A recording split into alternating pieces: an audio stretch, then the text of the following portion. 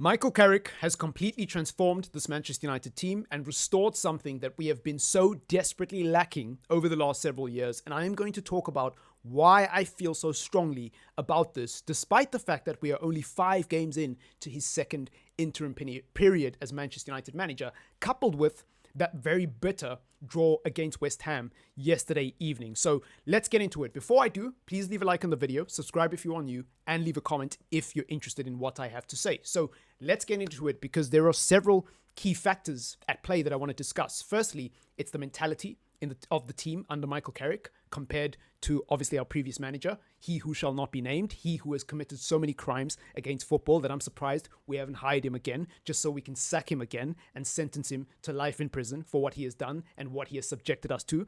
We're going to talk about the tactics. We're going to talk about the individual performances under Michael Carrick. Then we're going to talk about the results, obviously, because you can't overlook results when discussing an interim manager and even a head coach, a permanent head coach, to be fair. So let's get into it because mentality for me is at the epicenter of everything that is good about this Manchester United team at the moment.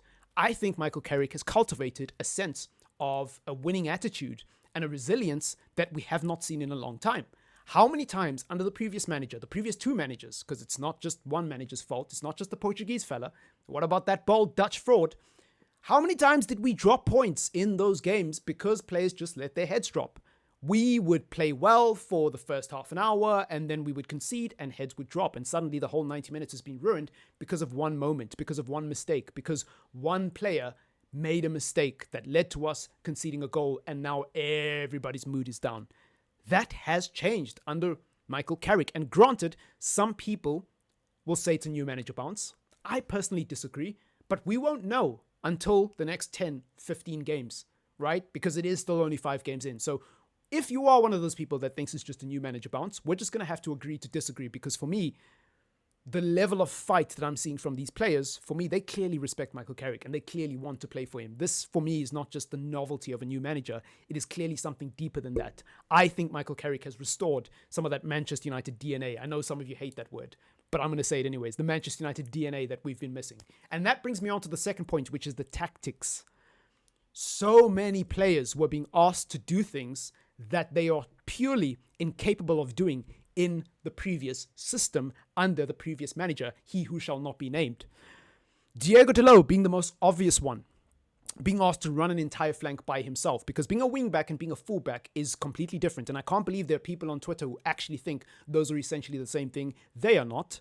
Because when you are a full-back, especially when you're inverting like Dalot is currently, first of all, you're not even on the flank for most of the game. A lot of the time you're drifting inwards and you're playing in the midfield and you have a lot of time and space on the ball, especially against a low block, right? Dalot had a lot of time and space on the ball yesterday evening against West Ham. And granted, it wasn't his best performance, but look at the Man City game, look at the Arsenal game, look at the Fulham game, and then look at the Spurs game and tell me with a straight face that Dalot didn't play well. You just have an agenda because I'm sorry, he's been okay. He's been pretty decent under Michael Carrick. And a big part of that is because he's inverting.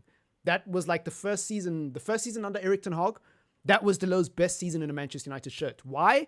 Because he wasn't being tasked with being an outlet out wide for Manchester United. He was drifting inwards and he was inverting. Michael Carrick has figured that out. He's figured out what took Ruben Amorim 14 months. And I don't even think Ruben Amorim has figured it out yet because if he was still here, we'd still be seeing Dalot playing as wingback. Michael Carrick has figured out this ain't going to work. This guy does not belong on the flank because he can't cross. He can't dribble. He can't beat someone one-on-one. This guy needs to be in the midfield. He just needs to be a safe option to recycle possession and start an attack or maintain pressure in the opposition half. That's where Diego Dalot thrives. So points to Michael Carrick for that. Then we look at the midfield pivot, which to me is something I have been screaming out for. And it's not just the fact that Mainu is starting. It's the instructions that he has given Mainu and Casemiro because clearly they are very, very disciplined. When we're on the ball, Mainu and Casemiro are generally always in close proximity until we get into the final third. Then one of them will push and the other one will sit in the hole.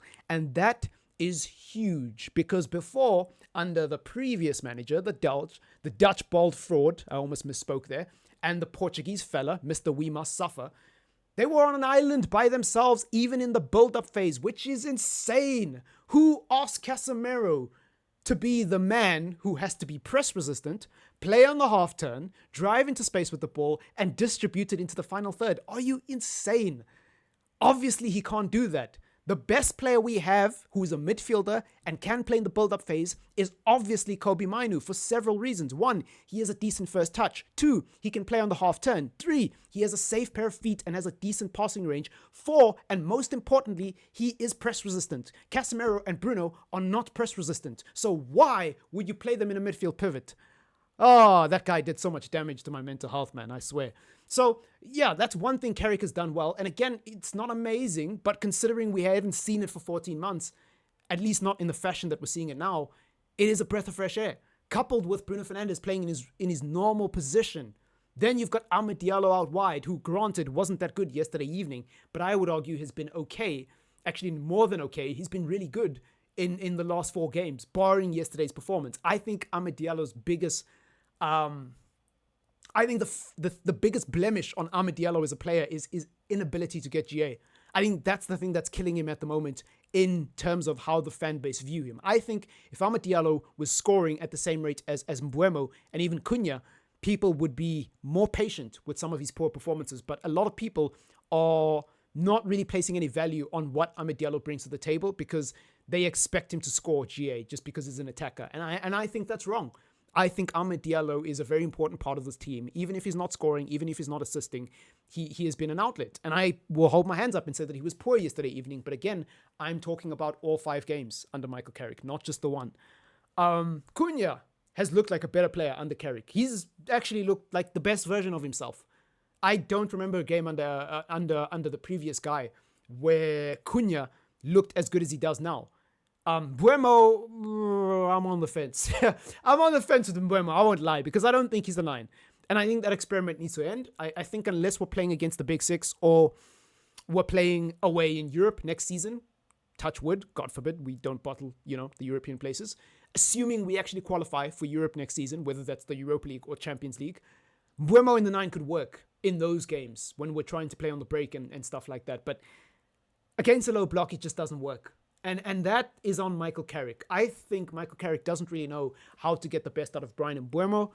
And I think Mbeumo is just not... It doesn't help that he's just not a very attractive player to watch. If he's not scoring and he's not assisting, his first touch is very loose and very heavy at times. When he's playing with his back to goal, he's not the best outlet. He's not the best outlet for the give and go. Cunha is much better at that than him. Ahmed is much better at that than him. Bruno, Mainu, even Cass, I would argue, is much better at that than him.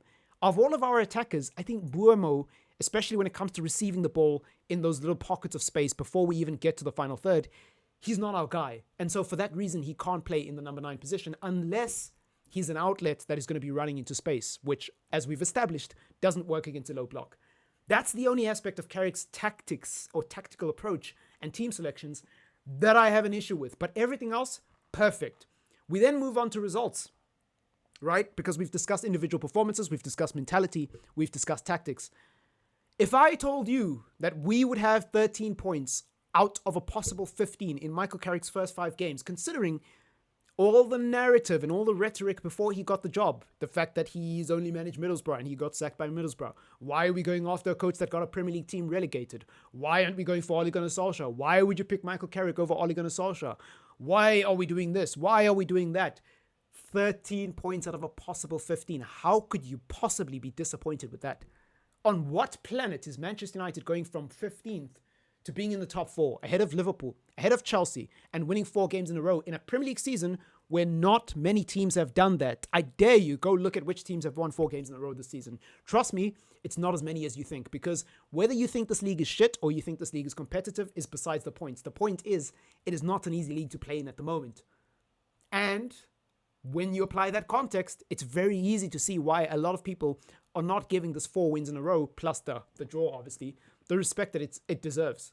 And dare I say, I'm going to be a little bit shameless here, but we're actually unbeaten in 9 games. Dare I say it, by the way. We're unbeaten in 9 games. Just so that everybody knows, we haven't lost in 9 games and people are acting like yesterday's defeat, or even though it feels like a defeat, it was actually a draw.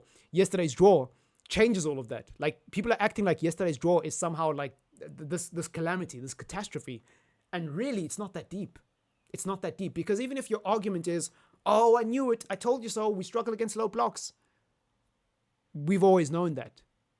Did you really think an interim manager was going to change that? Did you really think an interim manager was going to fix that problem? Who predicted us to smash West Ham or beat West Ham? Okay, to be fair, there was a lot of Man United fans talking shit online. But the sensible people, who out of the sensible Man United fans predicted us to beat West Ham with an honest, without the red tinted glasses? Who actually, with a straight face, predicted us to beat West Ham because we suddenly solved our problems against low blocks?